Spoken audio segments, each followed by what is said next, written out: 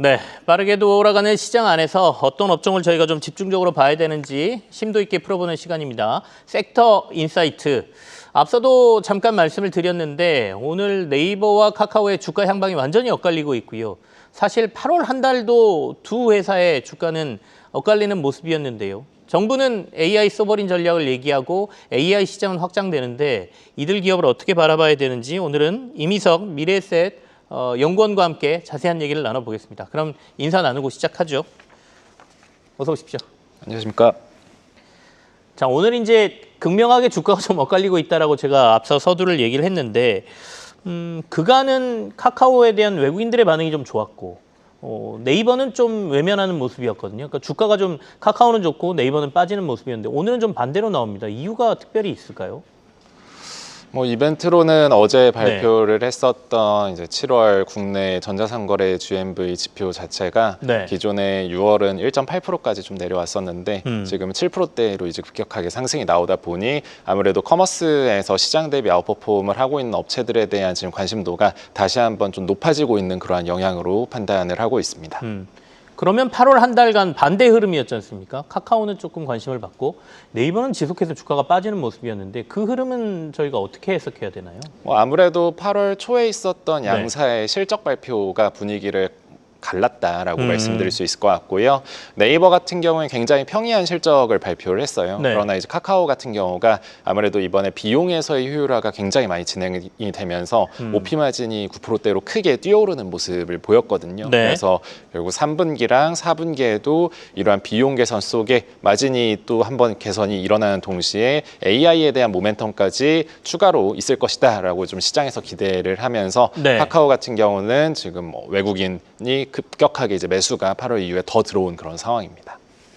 두 회사의 시장의 대응 전략이 좀 많이 다르다고 봐야 됩니까? 어떻게 보이십니까? 두 회사의 지금 전략을 좀 비교해 보고 싶은데요. 두 회사의 전략의 핵심 중에 하나가 AI 쪽을 말씀을 드릴 수 있을 것 같은데 이 AI를 두 회사가 모두 중요하게 보는 거는 맞지만 실질적으로 네이버가 집중을 하고 있는 AI 전략 같은 경우는 파운데이션 모델을 직접 구축하는 그 방식으로 보시면 될 것 같아요. 그래서 결국 정부가 지금 진행을 하고 있는 소버린 AI 정책에 맞는 흐름으로 좀 우리가 소버린 AI 정책 속에서 결국 하나의 파운데이션 모델을 사용을 해야 된다라고 한다면 네이버가 이제 파운데이션 모델을 이제 본인들 거를 좀 사용할 수 있게 만들려는 그런 전략을 좀 펼치고 있다라고 보시면 좋을 것 같고요. 카카오 같은 경우는 자체적인 AI 모델을 좀 메인으로 좀 가져가고 있지는 않습니다. 오히려 오픈 AI의 챗 GPT와 같은 이런 모델들을 가져와서 공동으로 좀 개발을 하고 그에 따라서 이제 비용 측면에서는 좀 세이브를 하는 동시에 이게 결국 글로벌과 국내 모델들을 비교를 해본다라고 했을 때 아무래도 스케일의 차이가 존재를 하잖아요. 거기에서 오는 퀄리티의 문제가 있을 것인데 글로벌에서 가장 잘 나가는 모델을 사용을 함으로써 퀄리티는 끌어올리고 비용에서는 효율화시킨 다음에 아무래도 카카오는 이제 강점을 갖고 있는 국내에서 가장 많은 사용자를 가진 그러한 플랫폼을 좀 잘 이용하는 방식을 좀 펼치고 있다라고 보시면 좋을 것 같아요. 얘기를 해보면 뭐 이렇게 표현이 가능할 건지는 모르겠습니다. 카카오는 좀 쉬운 전략을 잡았고 네이버는 좀 어려운 전략을 하고 있다 이렇게도 보이거든요. 그러니까 자체 파운데이션 모델을 개발하는 게 훨씬 더 비용도 많이 들고 어려울 테니까요. 근데 성공하고 나면 수익성은 네이버가 좀 더 높아질 수 있다 이렇게 봐도 되나요? 이게 좀 대상을 어디로 하느냐의 차이가 있을 것 같아요. 그러니까 네이버랑 카카오가 어느 한 곳만 성공을 거둔다라기보다는 네이버는 이번에 이제 성공을 거둔다라고 했을 때 실질적으로 이제 정부에서 진행을 하는 B2 G단에 필요한 이 수요를 네이버는 이제 감당을 할 수가 있게 되는 거고요. 카카오 같은 경우는 이런 B2G나 소버린 AI 측면에서의 개별적인 기업단의 수요보다는 좀 개개인 결국 B2C로 봐야겠죠. 사람들이 AI 에이전트를 각각 이제 한 명씩 쓰게 될 건데 거기에서 이제 카카오의 모델을 주로 쓰게 만들겠다라는 전략이어서 사실 둘 다 성공을 거둘 수도 있는 일이다라고 보셔도 될 것 같아요. 그럼 연구원님께서는 두 회사의 전략 중에 어디가 더 현명한 전략이라는 판단을 하고 계십니까?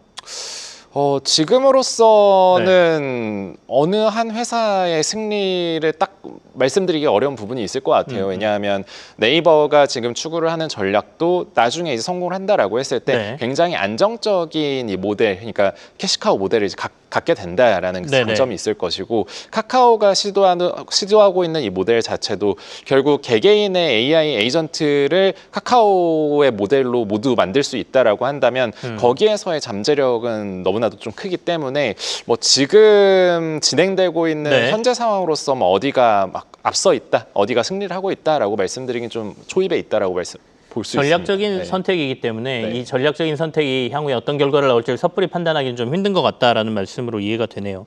네이버부터 한번 살펴보죠. 네이버 주가가 좀 줄줄줄 흘러내린 상황에서도 사실 네이버는 몇 가지 호재들이 있었습니다. 아까 정부의 소버린 AI 이 컨소시엄에 네이버는 들어가 있고 카카오는 탈락하는 모습이었고요. 그리고 중간에 이제 뭐 계열사긴 합니다만 디즈니하고의 협업 소식이 나오면서 네이버 웹툰 가치 뭐 이런 것도 주가에 좀 반영이 됐었고요. 그럼에도 불구하고 주가는 계속 내렸거든요. 이 주가가 다시 오늘 이제 반등을 좀 하고 있습니다. 지속해서 반등하려면 뭐가 가장 핵심이라고 보세요? 우선은 아무래도 지금 당장 네이버가 중장기로 봤을 때는 주가가 가장 크게 오를 수 있는 부분은 국가에서 지금 주도하고 있는 이런 소버린 AI 정책에서 키롤을 좀 맞는 걸로 확정이 되는 것. 그게 이제 가장 중요하다라고 볼 수가 있는데 그 확정이 되는 건 27년도 상반기에 좀 결정이 됩니다. 그러다 보니까 네. 아직 시계열이 굉장히 오래 남아있죠.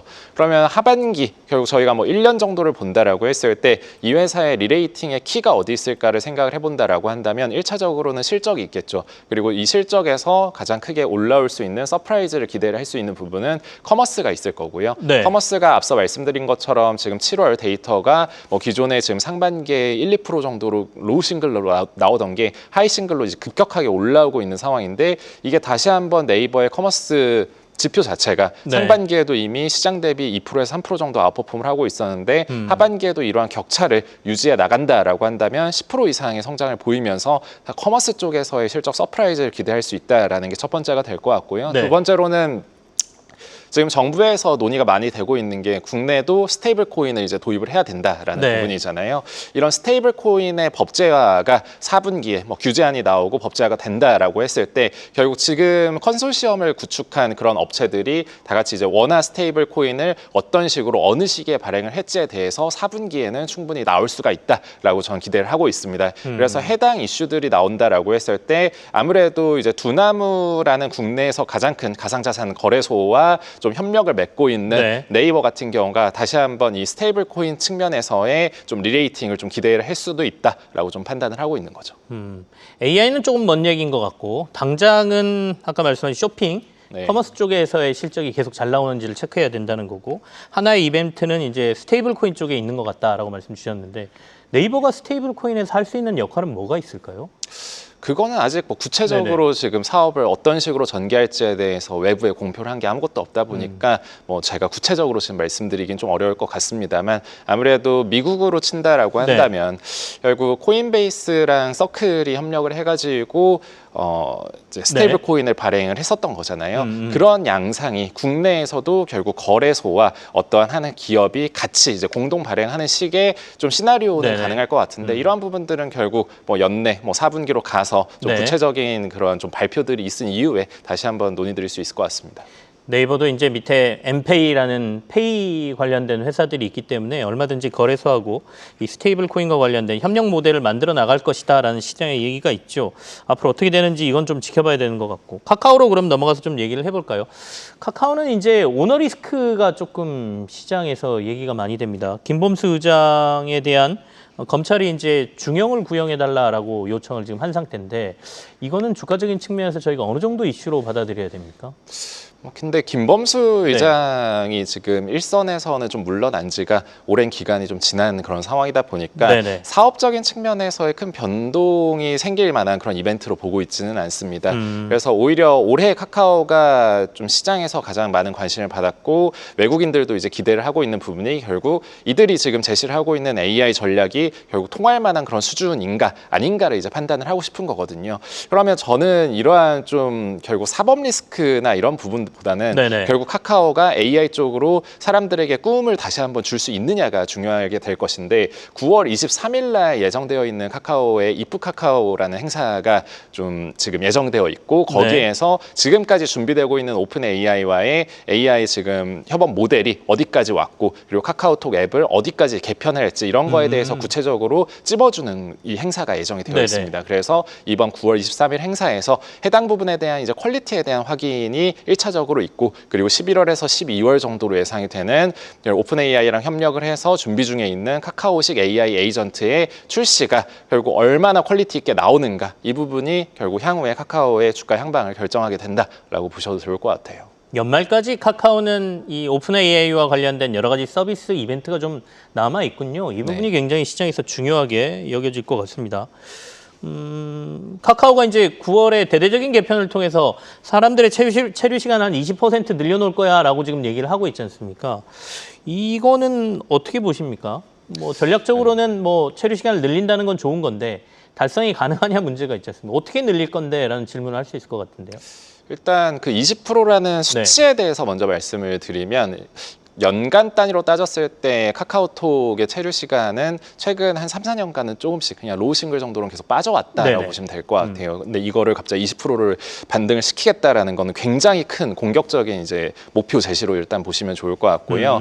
제가 생각을 하는 거는 단순히 지금 피드형으로 바꾸는 것만으로는 카카오가 제시를 한 이 20%의 반등 목표를 이루기는 어렵고 네. 결국 이거 외에도 AI 쪽으로 지금 준비하고 있는 그 전략들이 있잖아요. 카카오식 AI 에이전트가 있을 것이고 그리고 추가적으로 저희가 상상을 해본다라고 한다면 챗GPT와 같은 이런 외부 모델들이 카카오톡 내에도 들어오게 되는 뭐 채널 형태로 들어오게 되는 이런 것들까지 생각을 해볼 수가 있을 것인데 그 말씀드린 앞서의 앱 개편 효과랑 AI 이 전략이 둘 다 성공을 거둬야만 20%에 가까운 좀 이런 체류 시간의 반전은 이룰 수 있을 것이다라고 보시면 되겠습니다. 어려운 목표다라는 말씀으로도 들리긴 하는데, 그러니까 우리가 이제 젊은 친구들은 요즘 카카오로 뭐 이게 보내지 않고 전부 다 SNS나 이런 데서 다이렉트 메시지나 이런 걸 받는다는 거잖아요. 그러다 보니까 이제 체류 시간부터 시작해서 사용자들이 좀 줄고 있다는 건데, 이걸 이제 PD형으로 개편하면서 뭔가 체류를 늘려보겠다. 그리고 AI 전략과 같이 들어가면서 뭔가 서비스가 강화되면 이 부분까지 한번 생각해 보겠다라는 게 카카오의 전략인 것 같습니다. 과연 통할지는 좀 지켜봐야 될 것 같고. 그러면 8월은 아까 이제 네이버는 약세, 카카오는 선방 이렇게 표현을 한다 그러면 9월은 이 흐름이 반대입니까? 어떻게 전망하십니까? 뭐 저는 리포트에서 이제 말씀을 드리는 게 네이버에 대한 탑픽 이견을 계속 좀 유지를 하고 있습니다. 네네. 중장기적으로 봤을 때 밸류에이션 매력도가 압도적으로 이제 카카오 대비 좀 높고 그리고 실적 측면에서의 저는 좀 견조하게 올라오는 이러한 흐름들을 좋게 보고 있기 때문인데 다만 지금 앞서 말씀드린 9월 그리고 11월에서 12월에 있는 AI 이런 모멘텀들을 생각을 해봤을 때는 단기적인 지금 모멘텀은 카카오가 조금 더 강하게 발생할 확률이 높다라고 좀 보고 있습니다. 네이버하고 카카오 얘기만 저희가 했으니까 그 외에 인터넷 업종 중에 중소형주에 주목할 만한 회사가 있을까요? 제가 좀 서두에 말씀드렸던 국내 상거래 시장의 성장률이 갑자기 이제 반등이 나오고 있다라고 말씀을 드렸잖아요. 그게 뭐 7월 데이터부터 올라오고 있고 8월에도 쭉쭉쭉 올라올 것으로 예상을 하고 있는데 커머스 업황 반등 측면에서 본다라고 했을 때 결국 시장 대비 아웃퍼폼을 잘 유지를 하고 있는 중소형주인 카페24도 저희가 좀 관심을 갖고 지켜가 보자라고 저는 중소형주 중에서는 좀 탑픽으로 말씀을 드리고 있습니다. 중소형주 중에서는 카페24가 탑픽이다 이런 말씀이십니다. 게임 업종까지 오신 김에 한번 살펴보죠. 게임 업종은 완전히 그 회사마다의 이게 그 분위기가 완전히 다른 것 같습니다. 요즘 게임 업종 전반적으로는 어떻게 보고 계십니까? 게임 업종 전체적으로 봤을 때 뭐 지금 분위기가 엄청 좋은 상황은 아니에요. 왜냐하면 뭐 신작들의 출시를 바로 앞둔 기업들이 그렇게 많지는 않고 내년도에 좀 앞둔 기업들이 많다 보니 모멘텀의 발생까지는 시간이 좀 남아 있고 대외적으로 본다라고 했을 때는 아무래도 지금 게임이 결국 경쟁자로 따지면 국내에서만 이렇게 경쟁을 하는 것이 아니라 일본이나 중국 게임사들과 경쟁을 하고 있는데 중국 게임사들이 워낙에 지금 자본을 무기로 그리고 인력단에도 거의 뭐 9to9 여기에다가 주 6일을 일하는 이런 개발자들을 필두로 해서 굉장히 좀 수준 높은 게임들을 좀 많이 개발을 하고 있다 보니까 경쟁의 강도가 올라가고 있는 그런 상황인 건 맞습니다. 그러다 보니 저희가 뭐 하반기에 게임 업종을 본다라고 할 때도 굉장히 실적단에도 좀 견조하게 올라오면서 신작도 출시를 적어도 연내에서 내년도 상반기 앞둔 이런 기업들 위주로 봐야 된다라고 말씀을 드리고 있고요. 그러면 지금 말씀하신 것처럼 유의미한 게임 신작들이 많지 않다라고 하면 지금 게임주를 쳐다볼 때 가장 유의해야 될 키워드는 뭔가요?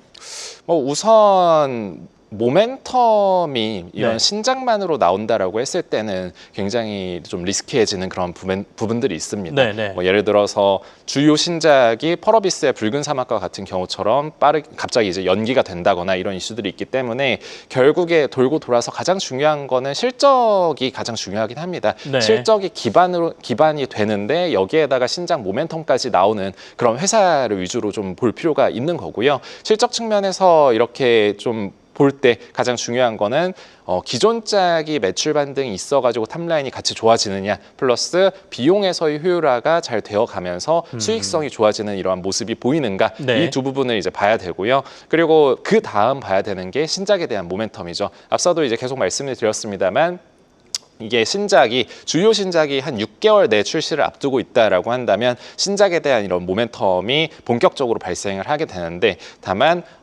이게 CBT를 하거나 아니면 출시 일정이 아직 정해지지 않은 경우에는 출시 네. 연기에 대한 불확실성이 있다 보니까 신작 출시가 좀 다가오면서는 좀 리스크를 관리할 필요가 존재하는 거죠.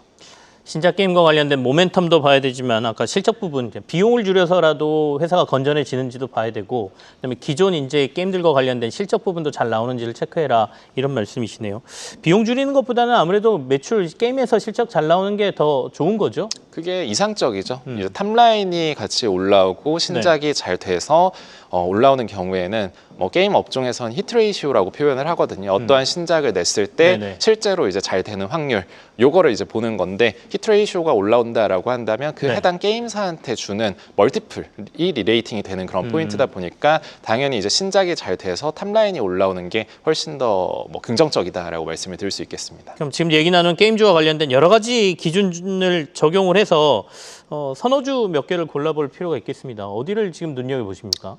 저는 리포트에서도 이제 제시를 하는 게 하반기 전체로 봤을 때 넷마블을 탑픽으로 말씀을 드리고 있어요. 네. 대형주 넷마블을 탑픽으로 말씀을 드리는 이유는 앞서 말씀드린 것처럼 신작에서의 성공이 지금 이어지면서 이 회사의 히트레이시오가 지금 상승을 하고 있고요. 여기에 추가적으로 비용에서의 효율화가 잘 이루어지면서 수익성도 잘 올라오는 모습을 보이고 있습니다. 여기에 추가적으로 하반기에 갖고 있는 이러한 신작 라인업 또한 굉장히 다양하게 갖고 있다 보니까 신작 모멘텀도 연말로 가면 갈수록 이제 발생을 할 수 있는 기업이다 보니까 네. 넷마블을 탑픽으로 말씀을 드리고 있습니다. 알겠습니다. 최선호주 넷마블까지 저희가 살펴봤네요. 지금까지 이미석 미래에셋증권 연구위원과 함께했습니다. 감사합니다. 감사합니다. 계속해서 다양한 경제 이슈를 알고 싶다면 구독과 좋아요, 알림 설정 부탁드립니다. AI 캐스터 권미정이었습니다.